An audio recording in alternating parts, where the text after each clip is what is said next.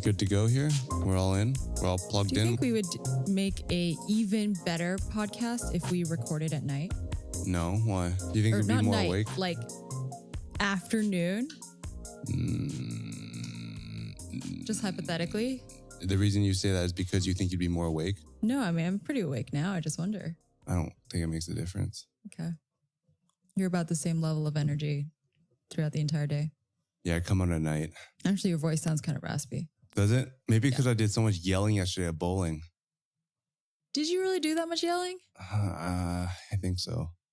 I think I was pretty energetic yesterday at bowling. You were pretty energetic. I genuinely thought you might fall though. What? A couple times. No. Yeah. Because you were like, the way you bowl, you hop. Like you entirely come off the ground. Hey, I'm a power bowler, okay? Anyways, you definitely are. Charisse and myself and a few others within the, do I call it the Hong Kong creative community? Sure. I don't know. We'll use that as a catch-all. I have no other witty way of explaining. I mean, you can just say that you, me, and a couple of friends went bowling last night. But there is a unifying theme around it. So sure. Okay, creative community. We're using it. We're going with it. Anyways, yeah. So we started this little social club. Okay, no. To be fair, we kind of co-opted Chris and Carlo's bowling night. Yeah, so Chris and Carlo, Chris being Chris from MAEKAN, and Carlo being one of his best friends or his best friend. Anyways, they go bowling pretty regularly, and we just basically hijacked that. Yes. And we put, to be honest, okay, full transparency, I wanted to put a name around it so that we could brand it, so we could do bowling shirts at some point in time. All right. Yes. So we called it Fragrant Harbor SC. SC meaning sports club. Fragrant Harbor being the English translation of Hong Kong. From Cantonese or Chinese. From any. All right, Eugene, whatever. There's only. No, I'm just trying to think. Okay, Chinese is not my strong suit. Chinese is not my strong suit. Anyways, moving on. Fragrant Harbor SC. Yes, this is the second time we've been bowling together. Yeah, it's been fun because it's been good. My whole belief has been that traditionally when quote unquote creative people get together, they just get hammered and go partying, which is not to say we don't do that. God, it's people are learning a lot about our weekend selves. I think that's pretty normal. Anyways, the weekend's the weekend. How do we come together on the weekday? So we go bowling now. It's pretty fun. We do want to do other sports. It's meant to be. We played ping pong after Yardbird. I did see that. Table tennis. Yeah. The idea is not just to be a bowling club. Yeah, it's an all-inclusive sporting experience. Ideally. So if you're ever in Hong Kong, feel free to swing by. Or if you want to start a sports club for the creatives in your community. Better. Yeah, that's a better call. That's a better shout. You should do that. Sports for the non-athletic. Oh, sorry. Eugene's going to hate that. Eugene is athletic. I'm not very good at bowling. There are a couple of us who are not athletic. Yes, but you almost beat me in the second game. Yes, I almost did. But see, we cannot all come together and play football with you. It's about managing the expectations, right? It's like, what are we going to go and do and have fun together where winning is nice, but it's not the most critical component. All right, enough bowling talk. Should we get into it? Yeah. Just a heads up. I have a feeling there's going to be some strong language today. There's a lot of emotion in the room right now. Charisse is on Heavy topics. Yeah. We mentioned this in the last podcast, but just to follow up, we're going to start migrating MAEKAN It Up to its own feed and own show. So it'll no longer be within the MAEKAN sort of general feed, and you'll be able to find things a lot more easily. It doesn't mean that these episodes are going away. We're going to move all of the back episodes as well to MAEKAN It Up. And then this channel, this MAEKAN channel, will continue to have all of the news stories we're publishing. So we're in the process of migrating things over. So maybe give us a week or two, and then hopefully by then we'll be up and running. All right, start us off. Going heavy first. Okay. The Federal Communications Commission is voting in mid-December, on rolling back Obama-era net neutrality rules. And we did talk about net neutrality before on MAEKAN It Up. And I'm sure that if you are North American based or even just anyone around the world in tune with NA news and internet culture. Yeah. You are aware of what's happening, but Eugene and I both felt that net neutrality is important enough of a topic and also important to us at MAEKAN specifically to bring this up again, to mention what's going on. I don't want to hijack this, but there's 2 points that I want you to touch upon. First, You're cutting this, right? You're just telling me this? okay, whatever. I mean, I don't know. All right, well, okay, what are the 2 points that you want me to cover? and now I feel compelled to leave it in. I'm leaving it in. Oh my goodness. Okay. All right. Number one, for people that don't know what net neutrality is, what is it? And number two, why is it important on a global perspective, even though the majority of the talks are happening in the United States? I think those are two things you need to clarify. What if I was like totally unprepared? I don't know. You would have egg on your face. I don't know. Would have been wildly disappointing to you. No, I'm ready. Okay. At its core, net neutrality means that any internet service providers, and if you are in the States, this means Comcast, AT&T, Cox, Verizon, Charter, etc. These internet service providers cannot engage in any kind of actions that would limit or manipulate the choices you make online. So that's at its very core. Yeah. So an example most common example that people talk about is if you imagine that there are fast lanes and slow lanes to the internet. Basically, that ISPs, internet service providers, ISPs can choose what goes into the fast lane, what content is the quickest, and what content is in the slow lane. And there's a lot of hypothetical situations that people have been talking about what a fast lane and what a slow lane could really look like. Hey, listeners. At this point of the podcast, Charisse talks about an item of news regarding net neutrality that both she and I believe to be true. We found out after this recording that this news item was actually false, aka fake news. Rather than leave it in or cut it out entirely, we thought it'd be best to put it in this note. The item of news was not obviously fake and was shared quite widely. But the lesson to be learned, always double, triple check your sources. One thing that you may have seen, there's an article on courts about net neutrality in Portugal. And Portugal does not have rules in place like the ones that are currently in place in NA and the ones that the FCC are voting on. And what's happened in Portugal is that there's like a standard internet package, and then you have to add money for different services. So for example, you don't have to add any money to get Twitter, Facebook. I'm just going to read this straight. Friendster, MySpace, Yahoo. Okay, if you want to use the services, MSN, etc., but you would have to add $5 to get Google, WordPress, Flickr, YouTube, just some of them. You have to add $10, an additional 10 on top of the 5 to get YouTube, Hulu, Netflix, ESPN, etc. Okay, so this is one example of like what cable in a way. Yes, exactly. Bundled like cable packages. So this is an example of what like a fast lane and a slow lane could look like. But something else that it could look like is, let's say Verizon wants to make its own search engine, just hypothetically. They could prioritize their own search engine and block out. They might not completely block the service, but they could make the connection to Google and Bing and Yahoo really, really slow. And an example of this is like the Chinese firewall, right? Technically, you could try to access Yahoo and Bing and Google, etc., but it would be really, really slow. Relative and you to would the just be Chinese able variant. to use, if you use Baidu, it's, a sec, like not at all. It's a blink.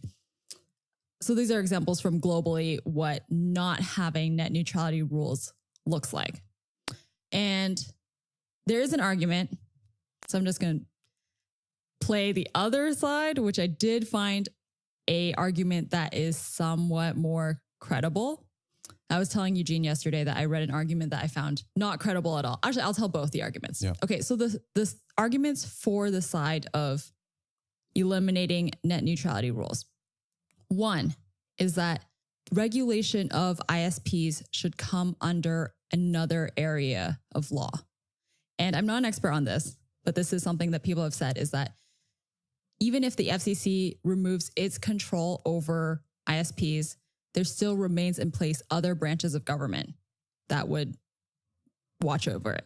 Mm-hmm. Okay, so that's one argument.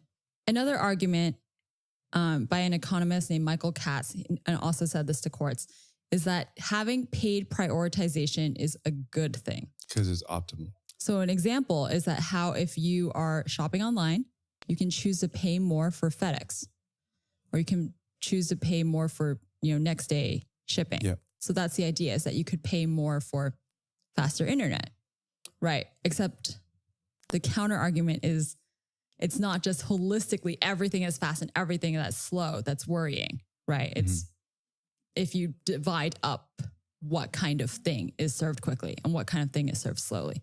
And then the really poor argument that, my opinion that this is a poor argument, is that you can trust ISPs because they haven't been abusing net neutrality rules, and Verizon, Comcast, et cetera, haven't made any moves to suggest that they want to take down Netflix, Google, et cetera.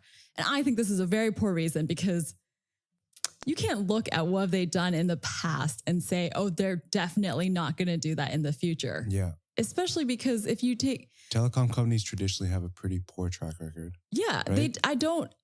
There's been so much in the news, like we cannot trust even companies you might like you enjoy using Facebook and Instagram, you can't trust them. Yeah. And I think, actually generally the public does not have a good experience with AT&T and Verizon, et cetera. I don't feel any reason as a consumer that you should trust them. Yeah. Especially if you take off their essentially all regulation. Yeah. There is part of me that thinks that a lot of their power is based on old school opportunities within the marketplace that I don't think are as relevant anymore. So it's like, well, if there's a more optimal way of doing it, why are we allowing them to return back to the previous sort of systems? The barriers to entry are really high. Because of infrastructure. Infrastructure, all that stuff. But I don't know. And I think one of the big arguments too is like, is the internet a fundamental human need, right? Is like water, is like energy, stuff like that. Okay. So to speak to that point, which is what I find particularly important, because I think, and I would encourage anyone listening to go out and search Quartz, The Verge for net neutrality topics, because there's a much more thorough explanation than the basic one that I've given. But there's two things that really interest me, and it's about this idea of internet as a basic need. Yeah. And one of the things that scares me that I saw kind of floating around Twitter and the internet is a situation where there are no net neutrality rules, and the way the internet is divided results in higher quality information only being available to people who can afford it. Correct. And what I mean is, and as if people didn't already know how I feel about some news outlets, what I mean is, like, let's say you didn't have to pay anything for Fox News and Breitbart and 4chan, et cetera, to be fast. Yeah. That was the stuff that came in quickly for not paying more than basic internet service. And then you had to add $5, $10 a month for Quartz and New York Times and WAPO and whatever it is. You might also need to have another layer of subscription based on top. Exactly. Yeah. And you can argue it doesn't mean that it's not there, but it's such a restriction, that economic restriction, you can see what would happen. Yeah. Right. And I already feel as though this is happening. Like, there's already a fractured state developing in terms of how we consume content. Content can be entertainment, it can be kitschy, whatever, which is traditionally social media. And social media is free, which is why it's been so hard for people to understand why good quality content, good quality storytelling, journalism costs money, right? Well, I can get free stuff on social media. Yeah. There's that element of it. And you're seeing it too. It's like, well, you know what? If I want true information, then I have to go elsewhere. And if you go elsewhere, they need to find a way to subsist, right? And they won't have the scale of social media. So that's one way of looking at it. The second way, a second argument too that I like to propose is, we're already at a point in time where there's limited voices. You know, you're at a point in time where tech companies are, you know what? Well, there's a new startup coming up that's doing well, acquire them. Yeah, right? exactly. So there's less and less point of views being presented. And if you are to be an independent, this is another sort of blow to your desire to not necessarily dominate the world. No one says about domination so much as having a point of view and having choice and having the ability to be in front of people. Because my next thing I'm going to throw to you, not that I'm going to challenge you so much as like, I want to hear your perspective on what does it mean to be an independent publisher in the face of, you know, a lack of net neutrality. Yeah. The way the internet that is structured now and the way you receive your internet is that it gives fair play to startups. and independent publications or any website that's small. You know, like your personal blog, the same thing. Okay. That any retailers too. website Anybody. with small traffic that's not a very big audience still gets fair play. By fair play, I mean, you know, equal coverage, equal speed of downloading as Netflix, as YouTube, etc. But in a non-net neutrality world, all of the small guys would basically just be overlooked. It becomes focused on... Or it just becomes very difficult for you to find them, and the user experience just goes down. Yeah. And the entire conversation would be about, you know, what is Facebook paying Verizon to get faster service? Yeah. What you were describing about how there are fewer voices and really tech companies are acquiring small businesses so that it winds up just being a couple of pockets now. The focus becomes increasingly on these couple of pockets. It's kind of like you only have, you know, 4 apps. The average person might only have 4 apps they use. That becomes solidified. Yes, right? Exactly. You know, so yeah, I mean, it's discouraging. It's definitely discouraging. And I really worry that even though if this was to go through, the first movements might not be all that detrimental because it's like, oh, you know what, we're going to be in our best behavior, but just give it some time. Yes. And then, So there is that, there's that argument that maybe nothing bad will happen, but I don't see why you would take that chance. I don't think eliminating the rules. Yes, you could say what Eugene and Charisse are talking about, a hypothetical future, is unlikely. Like, what are the chances, right? But I don't think why take that chance at all? Yeah. I don't think removing the rules results in so much of a benefit. The benefit, so the FCC says, the FCC agency chairman, by the way, is Ajit Pai, if you've been seeing that name floating around. And his main argument is that we should let the ISPs experiment with new practices. And maybe what comes out of that is better for us as well as consumers. Maybe. The big maybe. Maybe. It's such a huge maybe. Yeah. Because also maybe they put us at tremendous risk. Yeah. Charisse is on something today. It gets me fired up. Yeah. But I also want you to elaborate. Oh, right. On which part? The global part or the part small publisher? I want you to, I think we touched on the small publisher part. Okay. I want you to elaborate on why, despite the fact this is happening in the United States, this could have global ramifications. Yes. So unfortunately, a lot of the world still looks to the States for examples. Like looks at what is happening in the States to see, you know, what might we do in this same area? And even if it's not like the people, as in the individuals, are like, oh, North America is doing this, so we're copying it. I can really imagine an internet service provider in Hong Kong being like, oh, hey, look how well Verizon is doing in the States. Like maybe we can lobby the Hong Kong government. Who do we know where we can re-examine these rules? Yeah. My pushback against that is I really think this is really complex sounding, but governmentally dependent in the sense that I think that 2 things. One, the erosion of soft power in the United States is happening. I think people give less and less of a shit of how the United States is doing things. Like I just think over the last whatever year or so, right? That's one way of looking at it. Second is, I think you do have there's a reality that extends into how a government traditionally operates. Like I think some governments might take the American approach. Other governments might be, hey, you know what? I think Canada's one, right? Like Justin Trudeau is like pushing back. He's like, this is not our alley. So it's really dependent on the government side of things. It might give people ideas, but it really comes down to the overall belief system. While I think there's credibility in this argument, I don't think it's a sure-in. You know what I mean? Yep. I think partially what I said is, it's possible that ISPs globally could look at the ISPs in the US and push governments to make regulations similar to the US, depending on how things play out. But also just because of the news about net neutrality in the States, it causes focus on net neutrality globally. Mm-hmm. And not that I don't want us to talk about the States, but there's like a ripple effect. Mm-hmm. If we talk about the States, it's like, oh, what's happening in Europe? What's happening in Asia? And it's whether good or bad, when you shine a light on that happening in the States, we're going to wind up shining the light on what's happening elsewhere. And this could result in a good thing, right? This could result in Hong Kong, for example, saying like, actually, and what you were saying about Justin Trudeau, it could result in other countries being like, we have no plans on moving. We love what we're doing. It's working for us. And for example, there's news about the Telecom Regulatory Authority of India, which just at the end, I think it was coincidental timing, but at the end of November, they released their recommendations on net neutrality, making it mandatory for telecom companies to treat the internet as a public utility.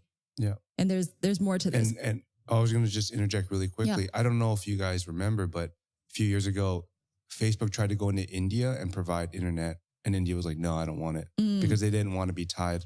And I think there is part of it, and this is definitely an aside, but colonialism in the 21st century looks different. It's like digital colonialism, right? Like, am I building the pipes for your internet? Yeah. That's something I can share in the show notes. Yeah. No, there's so many articles we can share. And the news about India shutting out Facebook's offer of free internet is also referenced in the news that's about their current, just their current affirmation of their stance, just reinforcing the fact that like we are mainly focused on unhindered and non-discriminatory access to the internet. That's a straight quote from the India version of the FCC. Yeah. So maybe we can end off with, how can people get involved, even though they're not, based in the US? Is it really about telling people like the importance of this? This is the most bleak. I mean, already like all of it is bleak, but no, but you have to frame it in a way. The part about what change you can do is the most bleak because there is little evidence that the FCC will listen. There's still another step after this, though, right? It still has to go to Congress. Before I self-defeat myself and suggest that there's nothing we can do, what you can do is netizens, people on the internet who are for net neutrality, have released the 3 main people at the FCC's emails. So you could do that. You can email Ajit Pai directly. Don't say like, don't swear at him, don't say F off, but express your opinion on net neutrality and why they should vote no on rolling back these rules. Okay. Yeah. I think it's more of a symbolic support. I don't think anything's going to change. Well, it's important that you distinguish yourself from a bot because there have been bot issues, but I don't want to get into it. Got it. Well, don't send a blank email. Like, what's the point in that too? But I'm just saying, like, I think that it's important to note that, hey, you're interested in this topic. Yeah. It's important to say this is what you're concerned about. And if you don't want to draft a whole email, there are some online that you can copy. So you can email them. You can leave a comment on the FCC website. They have tens of thousands of comments already, but if we stand on the ground that every little bit helps, which I would like to think does, then you can leave a comment on their website.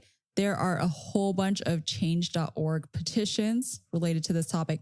But the thing that I think would help the most, which unfortunately Eugene and I cannot do because we're not based in North America and we don't pay taxes or vote, is you can call your representative and say that this is important to you. Mm-hmm. Yeah. I mean, at the end of the day, I also think spreading the message and demystifying it. I mean, that's also why we're talking about it, right? That's why we decided in the end. I think you did a really good job today, honestly. No, thank you.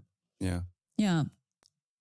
I think just if you have a friend who says, hey, I've been seeing net neutrality all over social media, and honestly, I have not the foggiest idea. Now you can explain it to them. And I think that helps too. Let's end off with a smile on your face. Yes. That was good. That was really good. I think you did a great job of outlining that. Hey everyone. Net neutrality continues to be on my and Sharice's mind, and we did some additional reading after this recording. Our thoughts and understanding of this subject continue to be shaped by new ideas, and we'd like to share some of that information with you on the show notes below.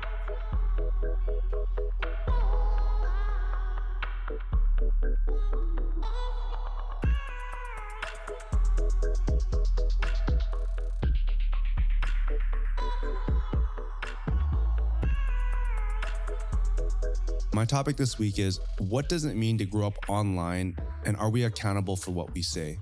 It's pretty obvious, yeah, we're accountable, but this is on the back of something that happened, I think about last week. Yeah. This is from an article on Days Digital. So Attitude, a British gay lifestyle magazine, recently published an article accusing rapper Stormzy of making homophobic remarks in a number of tweets. This would definitely be cause for alarm in 2017 as homophobia shows serious ignorance and Stormzy is a figure in the public eye. But if you look closer to the tweets, they date back to when the rapper was only 17. He was 17. There's an alarming trend that Days discusses in this article where media outlets are intentionally trawling through celebrity timelines for anything that might sound bad. Having said that, there's a pretty clear indication that obviously it's not stuff you want to be put out in the public eye. The bigger implication here is how does this factor into the overall picture, right? I think one of the key things the overall picture of the internet, social media, identity, all these things. And I think that you and I are very unique. And I say this wholeheartedly because we're both of the sort of era or generation where we grew up online, offline. Yeah. You know what I mean? Like I know what it's like to be offline, to not have social media. I also know what it's like to be online. So while I didn't grow up with Facebook, there's a new generation of people that are growing up with Facebook and know exactly what it's like to be a digital native. Mind you and I probably grew into it. Doesn't mean that we don't fully understand. Well, because everything. We kind of came of age / we're coming of age when Facebook was just emerging. I think I was 18 or 19. When you made your first Facebook account? I think so. Oh, maybe a little bit later, 20. Oh, I'm a little younger than you. I think it was around 14, but it wasn't 14, 15. I don't know. But the thing is that it was not used the way it was now. No. There's a difference, right? And we didn't have Instagram. And I think one of the key things is when I look back on my youth, and even when I look back at a relatively recent interview I did with Gary Warnett, that was kind of an homage to him and his passing. Yeah. I look back and there's some shit in here that probably wouldn't be good if I said it today. I remember you telling me that. I felt a little bit. Should I edit out a little bit shook. I'm like, of this stuff? Yeah. At the end of the day, but I also thought about my youth and I'm like, hey, you know what?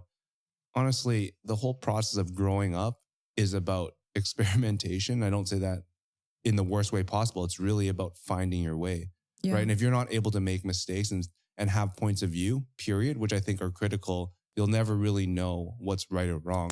And we're now in a place where everything is as though someone's looking over our shoulder. And there's not really an opportunity to explore and figure out what's right or wrong. I'm not saying I condone homophobia, but I also think I don't think I am suggesting that or anyone would suggest that. But I think there has to be a sort of opportunity for kids to be kids, right? And I think it's kind of bullshit when you're going and looking at things that people said when they're 14 or 15, when they honestly are the most malleable. Like they're doing stuff that, if the cool kids are saying this, they don't have the ability to pull themselves out necessarily and be like, hey, this is wrong. Try telling a 16-year-old to stand up to his friends, but hey, what you're saying is wrong. I don't think so much. I don't think it's like I want kids to mess up publicly online. It just so happens that the public element is there though. Right. No. Because kids have what been you said is like from the dawn of time. Exactly. Because you were saying, you phrase it as, I want the opportunity for kids to be kids. And I would like them to just do what comes naturally to them. Not to say that I want them to be homophobic, but, do what comes naturally. And later on in life, I think just people need to be aware that even though it's public and it's online, maybe that's not the right material to use to attack someone. Like I can look back on my youth and if you had on the record everything I've said, I'm like, dude, it's not something you can publish. But I also had to figure out on my own that, hey, that's not right or wrong. I didn't even necessarily have someone to come in and police me. I think not like the quote unquote social justice warriors of today. I do want to add, there are things that even a 13-year-old should not say, and they should know to not say. Like, how are they? Are they though? Do you think because there is a problem with young boys who troll woman making, rape threats and death threats. And I don't think that gets a pass. I don't think it gets a pass Even either. if you're but 13. I also think that it's also based around their social surroundings. I think there should still be repercussions for that. I think there's accountability 100%, but I also think that there's a point in time where unless we find a way to actually solve the root of the problem, the most damning thing is, does it carry on into adulthood? Yes. I was going to say, I think, okay, so Stormzy, right, the example that we led off with, I think when he was 17, I don't know how famous he was then, but whoever were his peers, at 17, that was the time when he should have been corrected and said like, hey, actually, like, this isn't okay to say. That's not the reality of the situation. Yeah. But it's not a good call to now bring this back up and not look at who Stormzy is now and say, this is a reason to turn against this guy. Yeah. Right. Because I look at it then, I don't know how old he is now. Let's just say it was, 8 years ago, right? There was also a very different social landscape 8-10 years ago where, you didn't have the same He was 24, so 7 years ago. Yeah. You don't have the same level of accessibility to the information and awareness you have now too, right? So that's the one thing that I think is it's just people looking for bullshit content, creating a mess of something that honestly, I don't think it's credible. I do think it's bullshit content. Yeah. Ooh, we just swore twice. That's fine, but damn, we're really on something today. Hey, Sharice. We're both angry today. Like what I look at now is you can no longer even go and just be yourself. I just think that you shouldn't go and be yourself online all the time. No, but it's not always like that either, because think about it. If I go somewhere, there's an opportunity someone could be documenting what's going on. Right? And that's another thing that's out of my control. Let's use yesterday at bowling. Like, someone was recording, someone was taking photos. It's so funny that you say this when the prime suspect is you. I was doing it, right? Yeah. But I'm just saying that you no longer have that sort of privacy. And sometimes the privacy is a relative thing that allows you to figure out what you are. Because if you're in a group of friends saying ignorant shit, then that's fine, right? I think that that's the one place where you can slowly figure stuff out amongst a quote unquote safe area, right? Mm-hmm. It's better to have that happen in that context versus in the public light where people don't know you, don't know contextually your background, anything. It is interesting to think of IG stories and Snapchat as a kind of self-surveilling. You might unintentionally be filming and catch someone out saying something that they might not have meant to. But just the fact that could happen puts everyone a little bit more on edge, a little bit more aware of what they're doing. It's not really fun, right? I don't know, but then part of me feels like, shouldn't you always be the best person that you can be? I think I agree, but I also think that you cannot 100% guarantee that you're always going to be that model citizen. I can't guarantee it, but I feel like this is one of my general life governing rules, is that you should be as good of a person in public and in private. Yeah, I agree. I prescribe to that, but the reality is that of course people make mistakes. Yeah. People slip up. Yeah. I was going to ask you if you know of the writer, Lauren Duca. No. So she writes for Teen Vogue, and she wrote an article last year that got a lot of hate. It was about Donald Trump. And then Tucker Carlson brought her on air and kind of blasted her, and they had a big argument. So anyway, I follow her on Twitter. She's the same age as me.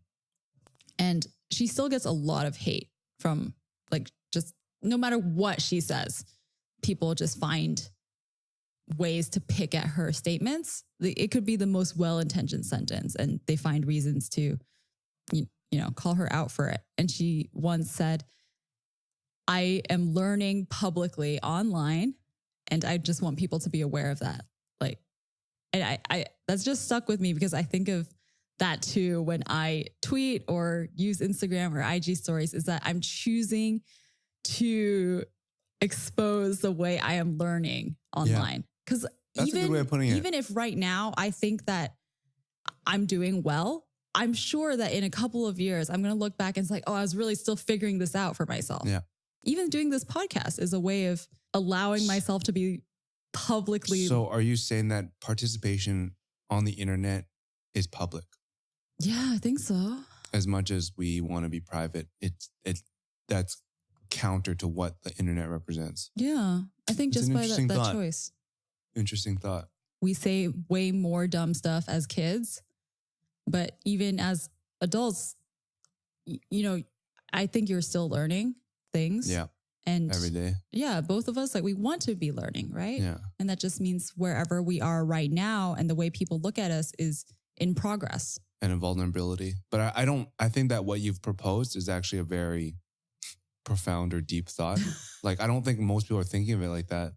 Like they just go on the internet and whatever. But I think that it makes me contextualize a bit better. Like, if you're going to go ask a question online in a public space, what does that mean? And those are things that I'm trying to get better at too, because there's certain people or things or whatever that, people have more knowledge than me everywhere. And I feel like when I was younger, I'd be more inclined to ask questions. But as I get older and there's a persona attached to it, I've done it less. And I think that's problematic. Mm-hmm. Right? I think so too. I think about how sometimes when I'm publishing something, anything online, I question, what am I adding to this conversation? Mm-hmm. Why does the internet need my additional voice? But I think by stopping myself, like if I refrain, I also prevent myself from having a learning opportunity. Yes. Yeah, totally. I think that was a good ending. It was a good series of discussions today. All right, just to hammer it home, we are moving Making It Up episodes to its own dedicated podcast stream that will be under Making It Up and will just be these episodes. And Macon will continue to have our news stories published on it. So it's not live yet, but we will tell you when it's up and give you the link to that. I think that's a good place to end things. If you are interested in hearing more about Macon and our membership opportunities, these include things like exclusive content, members-only Slack channel, weekly briefings. You can head over to MAEKAN.com. There, you'll listen and experience more of our stories, focus on the sights and sounds of creative culture. You can also subscribe to us through your favorite podcast app and platforms. And if you like this podcast, you can do us a huge favor by reviewing us on iTunes or sharing this podcast with a friend. I'm Charisse. I'm Eugene. And this is Making It Up. Whoa, that's my line. Oh, you're right. Let's redo this. Oh, we flipped it around. Whoa, Okay. whoa. Just jumped right in there. All right. I'm Eugene. I'm Charisse. And this is Making It Up.